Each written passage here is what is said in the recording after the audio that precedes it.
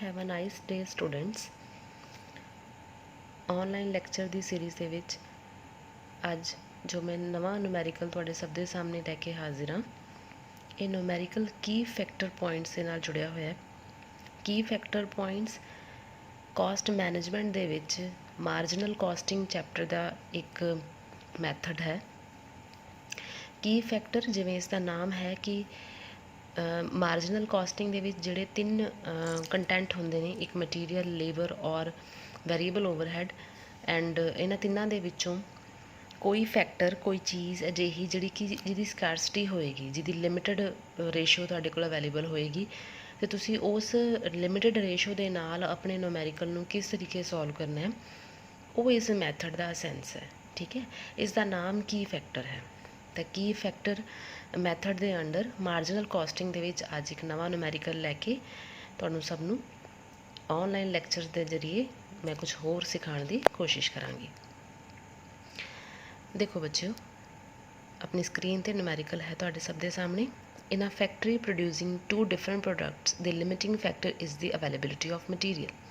ठीक है, पहली लाइन दे विच ये गल लिखी हुई है भी कंपनी 2 तरह के प्रोडक्ट तैयार कर रही है फैक्ट्री, तो उस प्रोडक्शन के लिए लिमिटिंग फैक्टर मतलब कि स्कैरसिटी फैक्टर की फैक्टर किहड़ी चीज़ है, मटीरियल। मटीरियल की अवेलेबिलिटी जिहड़ी है लिमिटेड है कि मटीरियल एक लिमिटेड रेशो के नाल अवेलेबल है, तो उस रेशो के विच तुसीं उसनूं यूज़ करना है। From the following particular decide the product you would recommend for priority.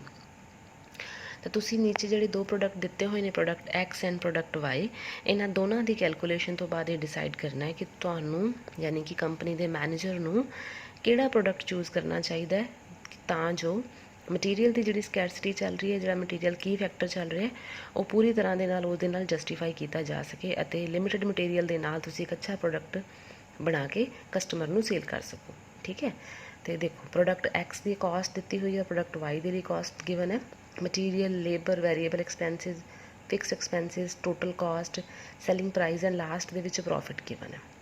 ठीक है बच्चों, तो देखो हुण असीं सिर्फ इत्थे मटीरियल नूं की फैक्टर मनते हुए कि मटीरियल की जो अवेलेबिलिटी है बहुत घट है जां लिमिटेड है, उस तो बाद तुसीं हुण चूज़ करके डिसीजन मेकिंग प्रोवाइड करनी है मैनेजर के वास्ते भी दोनों प्रोडक्ट्स के विचों किस प्रोडक्ट नूं वो अडॉप्ट करे।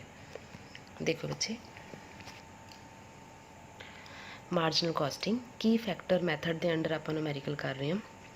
फस्ट लाइन दे विच ही मैं ये गल लिखी है, limited factor is the availability of material, कि जो मटीरियल है उसकी अवेलेबिलिटी लिमिटेड है।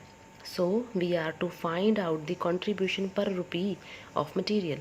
तो सानू कॉन्ट्रीब्यूशन फाइंड करना पएगा ਤਾਂ जो असी कॉन्ट्रीब्यूशन तो अगे मटीरियल नूं किस तरीके यूज़ करना है और किहड़ा प्रोडक्ट साडे लई ज़्यादा सूटेबल है उस चीज़ की जजमेंट कर सकीए।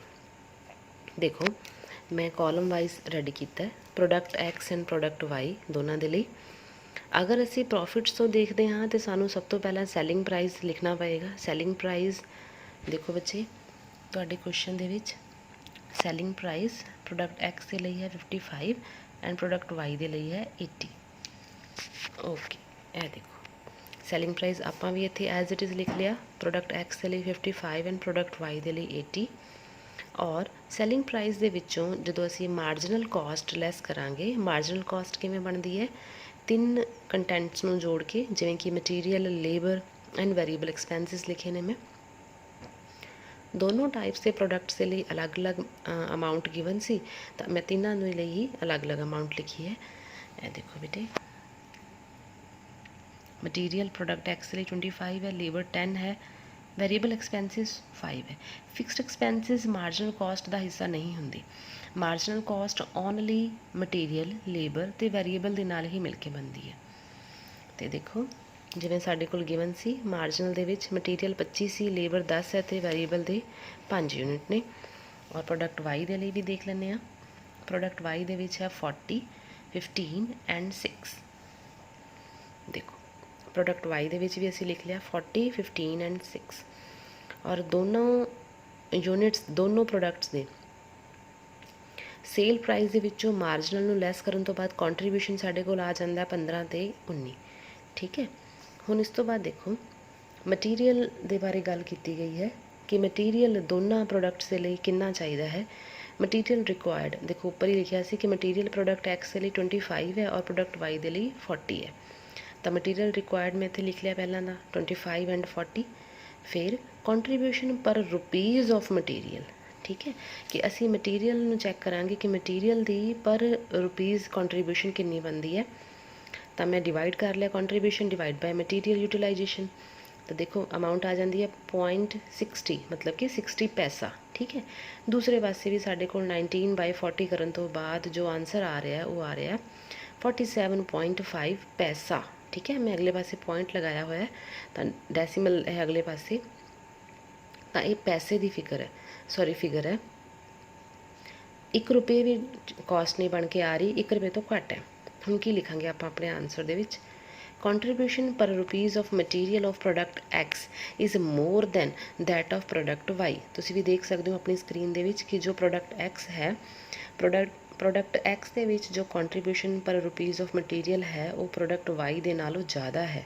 ਤੇ ਕਿੰਨੀ ਜ਼ਿਆਦਾ ਹੈ ਦੇਖੋ 12.5 ਪੈਸੇ, ਠੀਕ ਹੈ। ਮੈਂ 60 ਪੈਸੇ ਦੇ ਵਿੱਚੋਂ 47.5 ਪੈਸੇ ਨੂੰ ਲੈਸ ਕਰ ਲਿਆ ਤੇ ਤੁਹਾਡੇ ਕੋਲ 12.5 ਪੈਸੇ ਦੇ ਹਿਸਾਬ ਦੇ ਨਾਲ ਬੈਲੈਂਸ ਬਚ ਕੇ ਆਏਗਾ। Therefore, product X is recommended for priority if profit is to be maximized।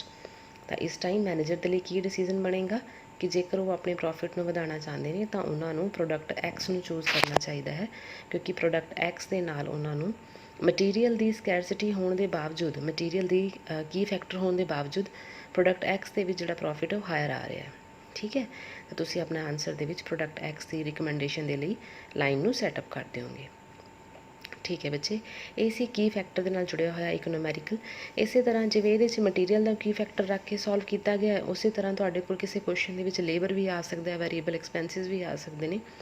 तो जिहड़ी भी चीज़ की स्कैरसिटी शो की हो, जिहड़ी चीज़ नूं लिमिटेड दस्सिया होवे, उस चीज़ नूं मेन रख के तुसीं अपने न्यूमेरिकल नूं पूरा करके देखना है, ठीक है।